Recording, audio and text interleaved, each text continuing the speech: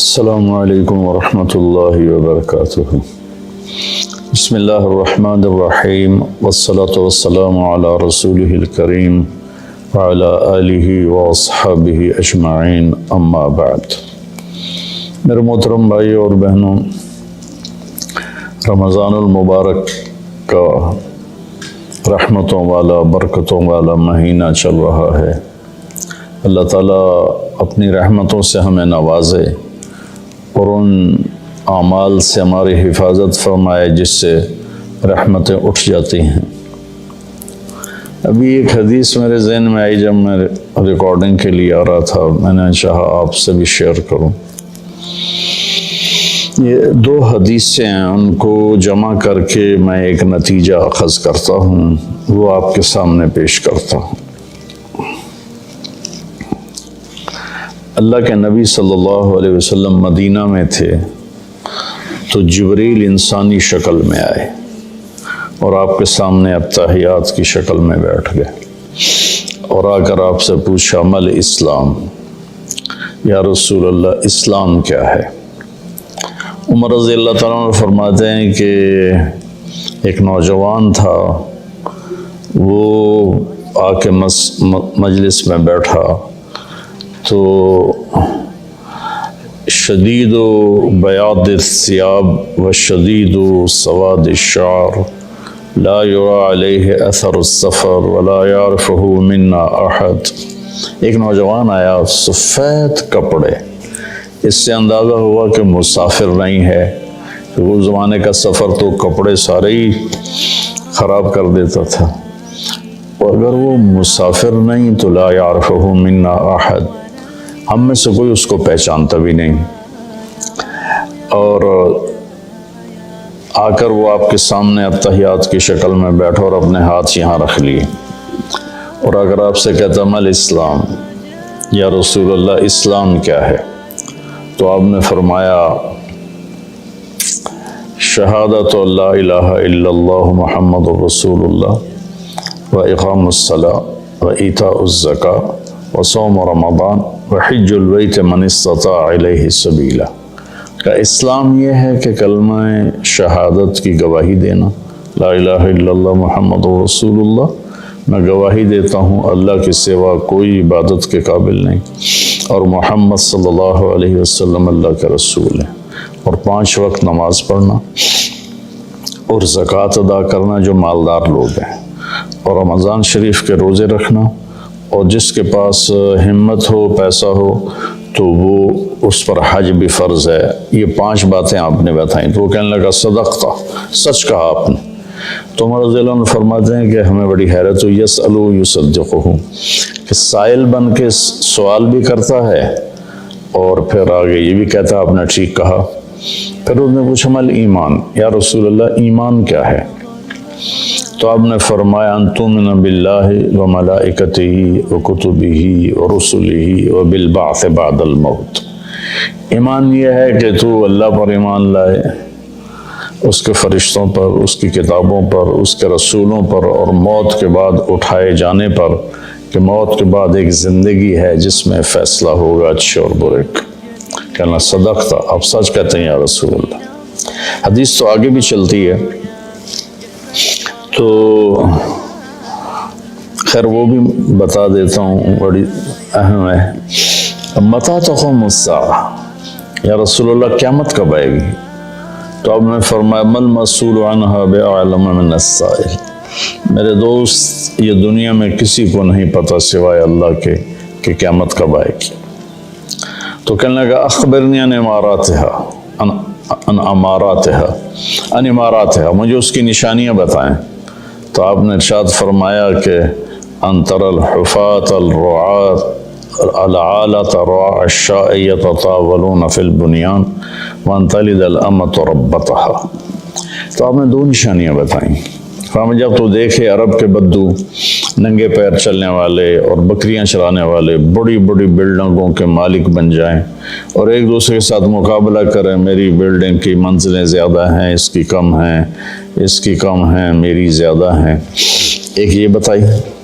اور دوسری یہ بتائی جب تو یہ دیکھے کہ بیٹیاں بھی ماؤں کو ذلیل کرنے لگ جائیں، یہ خاص طور پر بیٹی کا ذکر کیا کہ بیٹے عام طور پر زیادہ سرکش ہوتے ہیں اور بیٹیاں اکثر دھیمے مزاج پر ہوتی ہیں، ماؤں کا ساتھ دیتی ہیں۔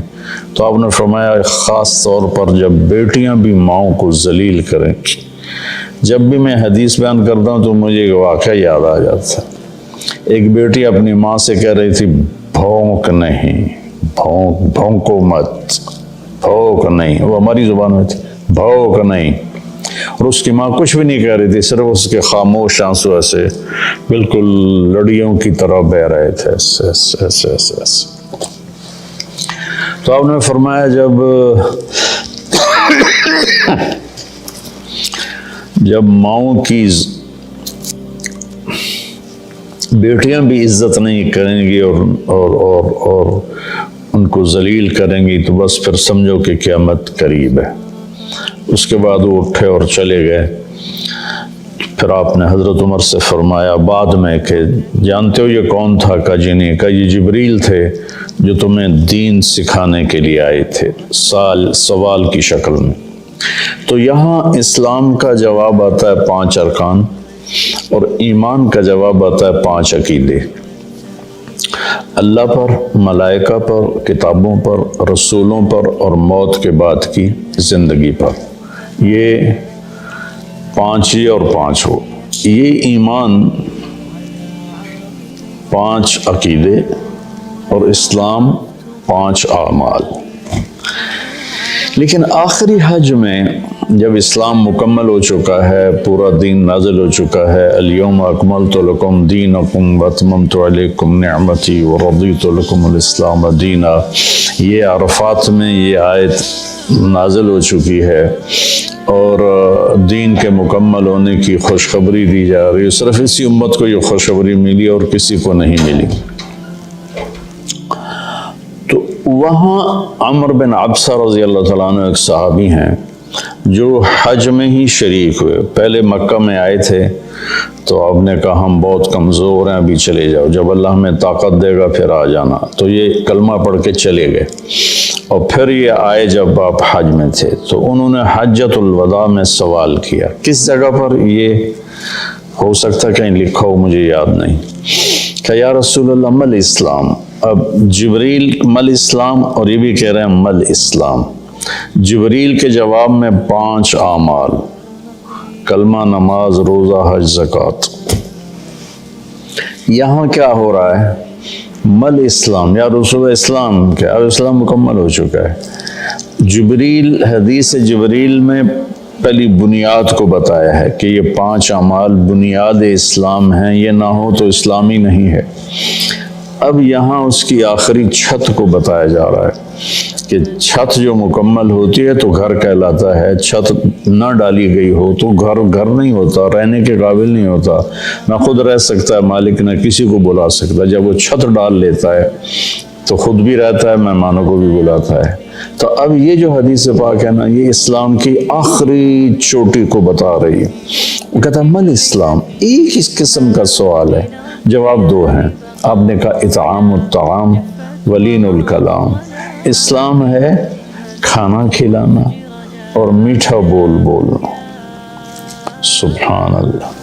اللہ تعالیٰ کو سخاوت پسند ہے، سخی سے اللہ کو پیار ہے، چاہے وہ فاسق ہی کیوں نہ ہو، اور بخیل سے اللہ تعالیٰ کو پیار نہیں ہے، چاہے وہ تہجد گزار ہی کیوں نہ ہو۔ جو پیسے کا پجاری ہے، یحسب مالہ اخلد ان مالہ اخلد جمع مالا وعددا، تو یہ اللہ کو انتہائی ناپسند ہے جو پیسے جوڑ کے نہ اپنے اوپر خرچ کرتا ہے، نہ بچوں پہ خرچ کرتا ہے، بس مال بڑھا رہا ہے، کاروبار بڑھائے جا رہا ہے۔ تو یہ اللہ سے اس کی دوستی کبھی نہیں ہو سکتی۔ تو اطعام الطعام، کھانا کھلانا، ولین الکلام، اور نرم بول بولنا، نرمی والا بول بولنا، نرمی والا بول بولنا، نرمی والی گفتگو کرنا، یہ اسلام کی انتہا ہے۔ تو کھانا تو بہت لوگ کھلاتے ہیں، لیکن زبان کا بول نرم ہو، میٹھا ہو، یہ امت سے نکل گیا ہے، کم از کم بر صغیر سے تو نکل گیا ہے، باقی دنیا بھی پھرا ہوں، دست و گریباں ہیں اور پیچھے زبان کا بول ہے، رشتے ٹوٹ رہے ہیں، محبتیں ختم ہو رہی ہیں اور خاندان بکھر رہے ہیں، اس کے پیچھے کہیں کہیں جائیداد کے جھگڑے بھی ہیں، لیکن زیادہ جس چیز نے آگ لگائی ہے وہ ہے یہ زبان کا بول۔ میرے نبی نے حضرت معاذ بن جبل رضی اللہ عنہ سے فرمایا، معاذ تمہیں ساری شریعت کا خلاصہ بتاؤں؟